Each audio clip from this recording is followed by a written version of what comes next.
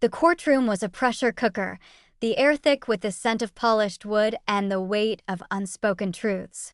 I stood at the plaintiff's table, my hands steady despite the storm in my chest, clutching a folder that held the keys to my revenge. Across the room, my husband of 30 years, Richard, sat with his lawyer, his silver hair gleaming under the fluorescent lights, his smug smile a dagger I'd once mistaken for charm. He thought he'd outmaneuvered me, thought he'd strip me bare by signing our house, our life, over to his daughter, Emily, without so much as a whisper to me. The judge's gaze flicked between us, her gavel hovering like a storm cloud ready to break. Richard leaned back, confident he'd won. But then my lawyer, Margaret, slid a second folder across the table, its contents a secret I'd nurtured for months. I opened it, revealing documents that would unravel his empire. His smile faltered, his eyes widened. The room held its breath. I wasn't just taking back my home. I was taking his company, his legacy, his pride. And he had no idea how far I'd go to make it happen. Looking back, the wound of Richard's betrayal still aches, a raw scar that time hasn't softened. He gave our house, the heart of our 30-year marriage, to his daughter, Emily, as if my decades of devotion were disposable. That house wasn't just brick and mortar, it was the cradle of our memories, the place where I'd raised our sons, tended the garden, and built a life I thought was ours. Richard, my partner, my love, had drifted away, favoring Emily, his child from a fleeting first marriage, over the family we'd created together. The injustice burned, but it didn't break me. Instead, it ignited a fire. I didn't crumble under the weight of his actions. I dug into his secrets, mapped the cracks in his carefully built empire, and crafted a plan to turn his betrayal into his downfall. He thought he could erase me from our story. He was about to learn how wrong he was. I've always believed in building something that lasts, in pouring love and effort into the people and places that matter. When I met Richard at 32, I was an accountant at a small firm in Syracuse, New York, with a knack for spotting patterns in numbers and a quiet dream of making my mark. He was 35, a real estate broker with a magnetic smile and a hunger for success that matched my own. His confidence was intoxicating. He spoke of turning dreams into reality, of building a legacy together. We married within a year, blending our ambitions into a shared vision, a family, a home, a future we'd both fight for. We bought a Victorian house in the suburbs, a sprawling place with tall windows, creaky oak floors, and a wraparound porch where I imagined us growing old. It was our sanctuary, where we raised our 2 sons, James and Michael, and where I poured my heart into every detail, the roses I planted, the curtains I sewed, the memories we etched into its walls. Richard's daughter, Emily, was 6 when we married, a quiet girl with her mother's dark eyes and a shy smile. Her mother had died when she was 2, and I vowed to be a steady presence, not a replacement, but a caregiver. I welcomed her for weekend visits, helped with her math homework, braided her hair, and cheered at her soccer games. I never pushed her to call me Mom, but I hoped we'd build a bond. For a while, it felt possible. She'd cling to my hand at the park, her laughter brightening the house. But as she hit her teens, something shifted.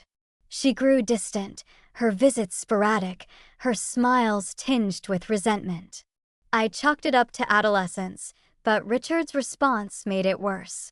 He began indulging her every whim, a new bike at 12, a private school at 14, a convertible at 16. I told myself it was guilt for her mother's absence, but it felt like he was pulling away from our family to make up for it. Grayson Properties, Richard's real estate company, was our other shared dream.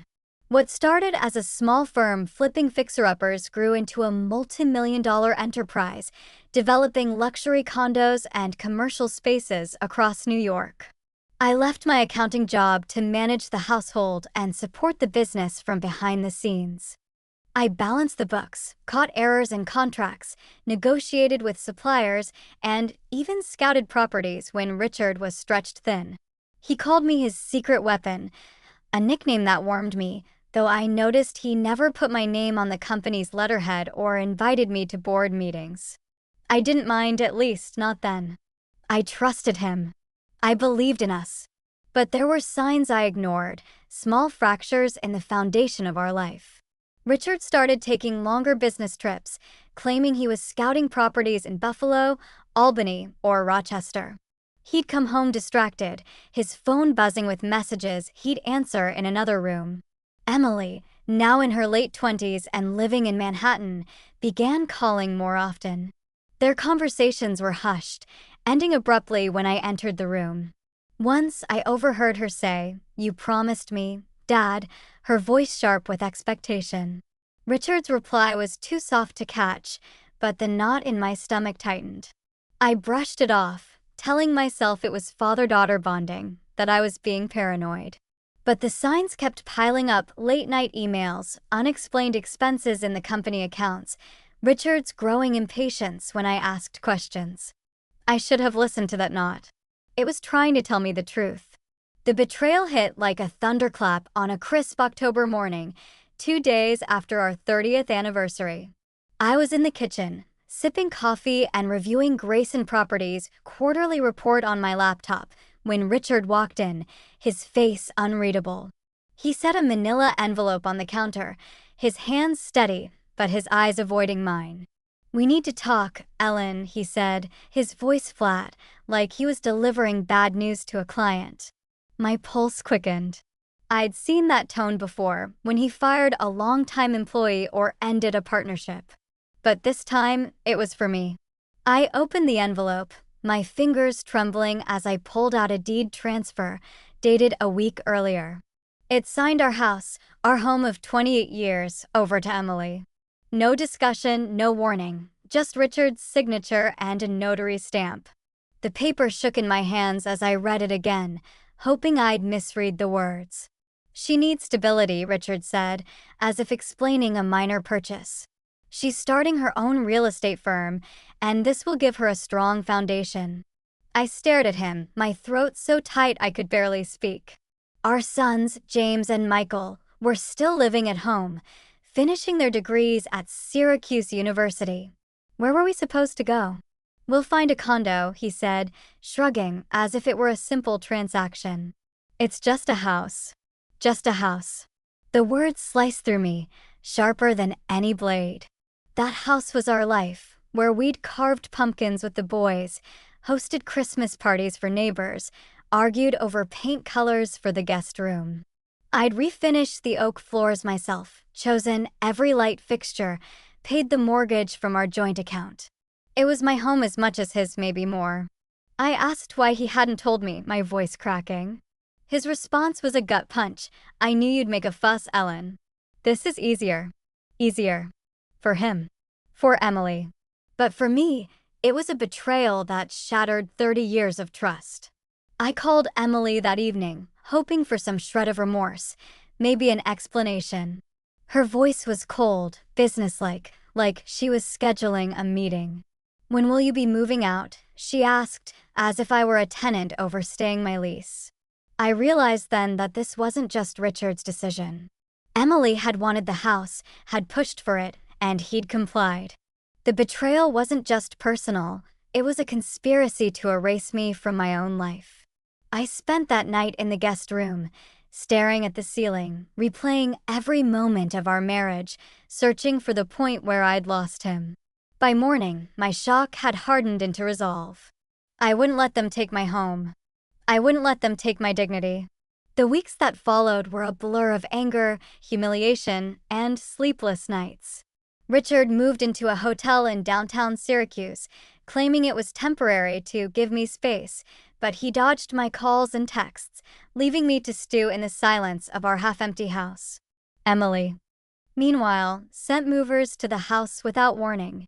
They arrived on a rainy Tuesday, traipsing through my living room with clipboards, measuring my curtains, poking through my closets like scavengers. One of them left muddy footprints on the rug my mother had left me, a family heirloom woven with her own hands.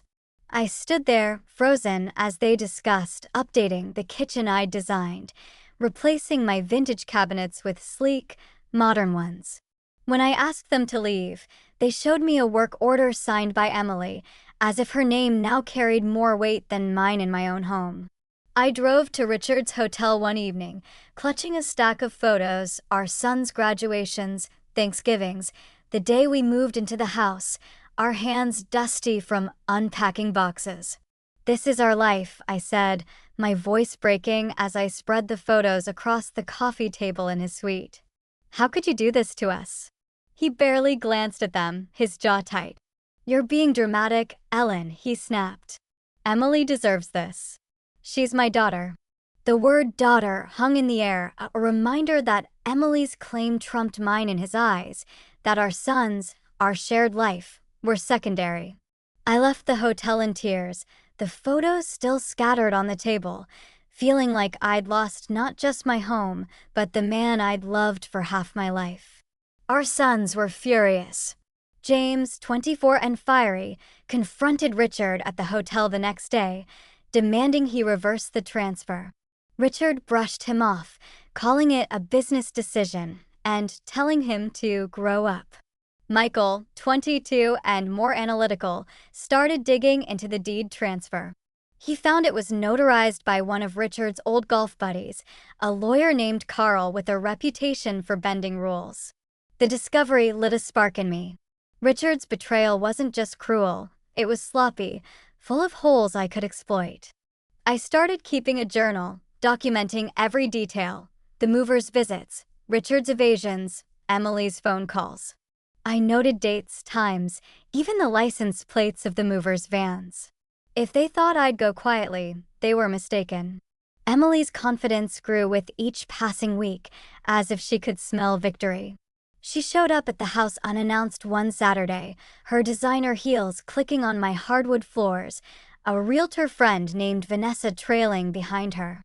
"This place needs a modern touch," Emily said, eyeing my vintage furniture with a smirk, her manicured fingers tracing the edge of my grandmother's oak dining table. Vanessa nodded, suggesting they turn the backyard into a pool area for resale value, as if my garden, where I'd planted roses for each of our sons' births, was a liability. I poured them coffee out of habit, my hands shaking, but Emily barely acknowledged me, treating me like a housekeeper. Vanessa measured the dining room, her tape measure snapping like a whip, while I stood there, invisible in my own home. It was humiliating, but it also sharpened my focus. Emily wasn't just taking the house, she was rewriting our family's history, erasing me from it. Richard, meanwhile, was redirecting Grayson Properties resources to Emily's new firm, Elite Estates. I noticed it in the company books, large transfers labeled consulting fees to a company I'd never heard of, totaling over $2 million in 3 months. When I asked Richard about it during a rare phone call, he bristled. "You're not an accountant anymore, Ellen," he said, his voice sharp. "Stay out of the business." But I couldn't. I'd built those books, knew every transaction by heart. Late at night, when Richard was away, I copied files from his home office, bank statements, emails, contracts, anything that looked suspicious. One document stopped me cold: a contract granting Elite Estates exclusive rights to a luxury condo project in Albany, a project I'd scouted 5 years earlier when I found the land and negotiated the permits. It was worth $12 million, a cornerstone of Grayson Properties' future. Richard wasn't just giving Emily our house, he was funneling our company's legacy to her, piece by piece. I confronted Richard at his office, a sleek glass building I'd helped finance with my early accounting work. I held up the contract, my voice steady despite the rage inside. "You're giving her my work," I said. "This project was mine." He didn't flinch. "Emily's the future of this company," he said, his tone cold. "You've done enough." Enough. The word echoed in my mind as I drove home, tears blurring the road. I'd given up my career, my ambitions, to support him. I'd balanced his books, caught his mistakes, built his empire from the shadows. And now he was erasing me, not just from our home, but from the legacy we created together. That night, I sat at the kitchen table, staring at the contract, and made a decision. I wouldn't beg. I'd fight. By spring, the situation had spiraled into a nightmare. Richard filed for divorce, citing irreconcilable differences. His lawyer sent a settlement offer that was insultingly low, $200,000, enough for a cramped apartment, but nowhere near half our assets. He claimed Grayson Properties' value had declined, a lie I saw through immediately. I'd seen the books. The company was worth over $50 million, even with his shady transfers. I hired a private investigator, Vince, a former cop with a knack for digging up dirt, using savings I'd kept in a separate account my mother had left me. Vince uncovered offshore accounts in the Cayman Islands, where Richard had funneled $8 million from Grayson Properties. Emily was listed as a beneficiary on one account, tied to a shell company called Horizon Ventures. They weren't just taking my home, they were hiding our wealth to cut me out entirely. The worst came in May, at a company gala held at our house without my knowledge. I'd been visiting my sister, Laura, in Rochester, needing a break from the chaos. I returned to find cars lining the street, music spilling from my living room, and strangers milling about my home. Emily stood at the center of the crowd, announcing her engagement to a venture capitalist named Derek. She wore a dress that shimmered like liquid gold, her arm linked with Richard's as she toasted him as her hero. Guests, clients, colleagues, investors sipped champagne in my dining room, unaware I was the homeowner. No one had invited me. A woman I vaguely recognized from a past company event mistook me for a caterer, handing me her empty glass and asking for a refill. I stood in the doorway, clutching my keys, as Emily laughed and Richard beamed, their victory on full display. They'd turned my life into a stage for their triumph, and I was a ghost in my own home. That night, I sat in the guest room, surrounded by boxes I hadn't packed, staring at the deed transfer, the divorce papers, Vince's financial reports. The humiliation was suffocating, but it also clarified my purpose. Richard and Emily thought they'd outsmarted me, that I'd fade into the background like a discarded piece of furniture. But I'd been keeping score. Every document, every email, every transfer, they were pieces of a puzzle I was assembling. I wasn't just fighting for my house or my marriage. I was fighting for my dignity, my legacy, my life. And I was ready to strike. I knew I couldn't fight alone. I needed allies, people who saw through Richard's charm and Emily's ambition. I started with my sons. James, with his fiery temper, wanted to confront Richard again, but I urged him to be patient. We need evidence, not arguments, I told him. Michael, with his analytical mind, became my researcher, scouring public records for more clues about elite estates and Horizon Ventures. He found a pattern of small, irregular payments from Grayson Properties to vendors that didn't exist, another layer of Richard's financial shell game. Their support gave me strength, reminding me I wasn't just fighting for myself, but for our family's future. Next, I reached out to Margaret, my lawyer, a woman in her 60s with a sharp mind and a personal vendetta against unfaithful husbands. Her own divorce had been brutal, and she saw echoes of her story in mine. Over coffee at a quiet cafe, I laid out everything: the deed transfer, the offshore accounts, the Albany project. Margaret's eyes gleamed as she flipped through Vince's reports. "He's sloppy," she said, tapping the papers. "And sloppy is vulnerable." She agreed to take my case, working on contingency because my savings were dwindling. She brought in a forensic accountant, Lisa, who mapped out Richard's financial maneuvers, confirming the $8 million hidden offshore and linking it to Emily's shell company. I also approached Sarah, a longtime friend who worked as Grayson Properties' HR director. Sarah had always been loyal to me, grateful for the times I'd helped her navigate office politics. I met her at a park, away from prying eyes, and showed her the contract diverting the Albany project to Emily. "He's betraying the company, not just me," I said. Sarah's face hardened. She'd seen Richard's favoritism toward Emily, the way he'd pushed for her to attend board meetings despite her lack of experience. "The board won't stand for this," she said. She promised to discreetly gauge their mood, planting seeds of doubt about Richard's leadership without revealing my plan. I spent 6 months preparing, working in secret with Margaret, Vince, and Lisa. We built a case that was airtight, connecting the dots between the offshore accounts, the shell company, and the forged deed transfer. The notary, Carl, was the weak link. Vince tracked him down, and after some pressure, Carl admitted to skipping proper verification for a $10,000 bribe from Richard. He agreed to testify in exchange for leniency, giving us the leverage to invalidate the deed.